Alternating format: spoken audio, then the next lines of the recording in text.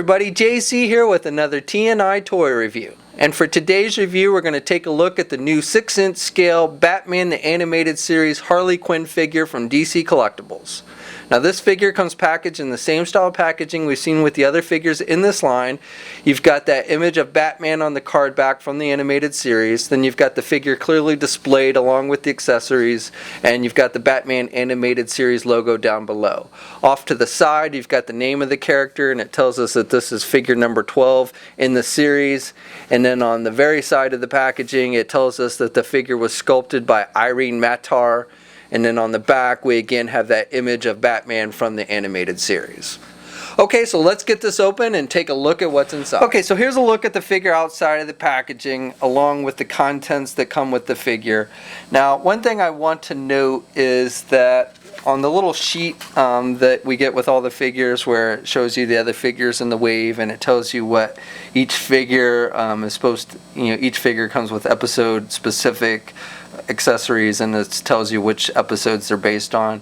So for the Harley Quinn figure, it tells us that it's supposed to be based on the man who killed Batman, but in fact that is not the case. These are actually the stuff that comes with this figure is actually based on the episode called the Laughing Fish. So they mislabeled that, so I just wanted to note that. So we get this fish that's made to look like the Joker. In the episode, the Joker finds a way to transform all the fish of Gotham to look like have his likeness, and so he wants a copyright so that he can profit on any fish sales. So we get this fish that looks like the Joker, and it's just white with the big yellow eyes, and got the big Joker grin and some green fins. So it looks pretty much like the fish that we see. We see fish of various sizes and shapes in the episode, but this is a pretty small fish, but looks like the fish that we see in that episode. She also comes with this little cork gun that she uses in the episode. The cork basically fires out. She fires it at Harvey Bullock, and the cork basically ends up wrapping around him and tying him up. So the gun doesn't do anything, but it does have the little cork sticking out of the front of it, and the rest of the gun is just a light gray color. Pretty good sculpting on it. Looks like what we see in the episode.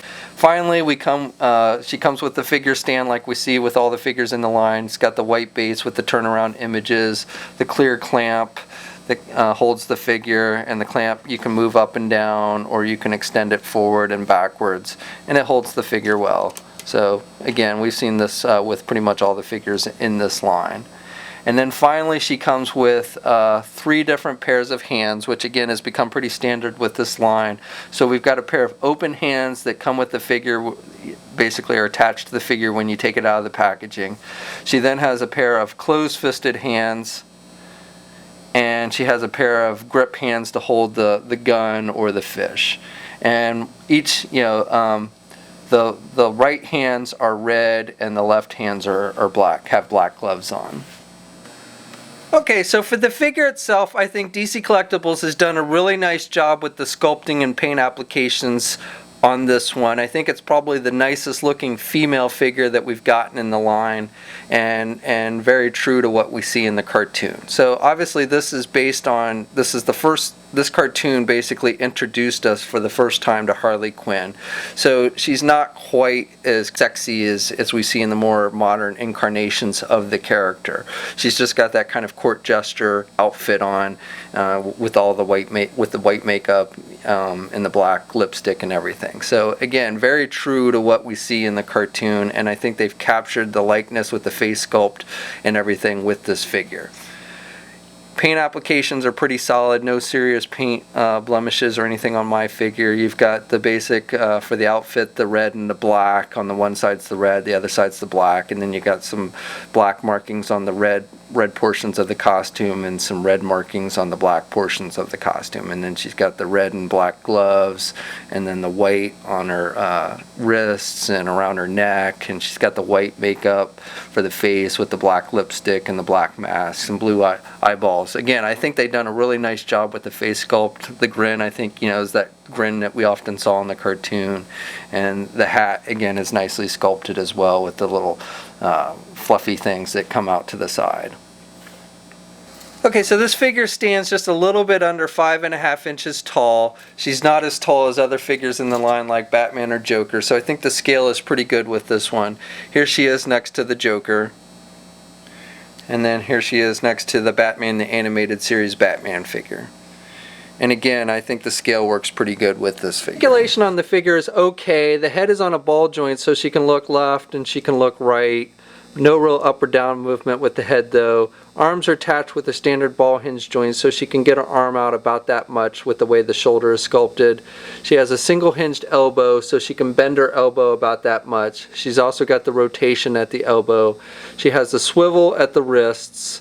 And then she has hinges on the hands so she has good up and down movement with the hands as well. No midsection articulation, so no waist swivel. She has those standard side hinges on the legs like we see with all the figures in the line, so she can do the splits good, and she can get her leg forward out about that much, and she can do her leg back about that much. She has a single hinged elbow or knee, so she can bend her knees about that much. So with the feet, they've done something a little different than they've done with previous figures in this line.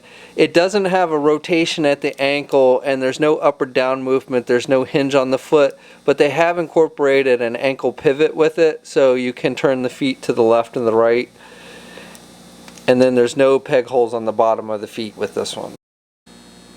Okay, so that's my review. I really like this figure. I like the sculpting and I like the paint applications on it, and I think they've done a really nice job of capturing the overall likeness of the character as she appeared in the cartoon. And if you're a fan of Harley Quinn, I think this is one that you're definitely going to want to add to your collection. Now we'll have a full gallery of images for this figure up at toynewseye.com. There's a link in the description below.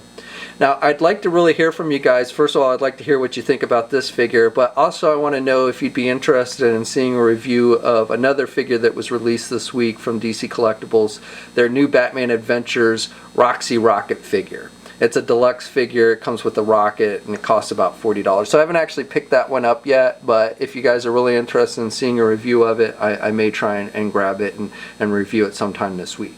So let me know in the comment section below. And as always, like the video if you're so inclined. Please subscribe to the channel. And until next time, I'll catch you later.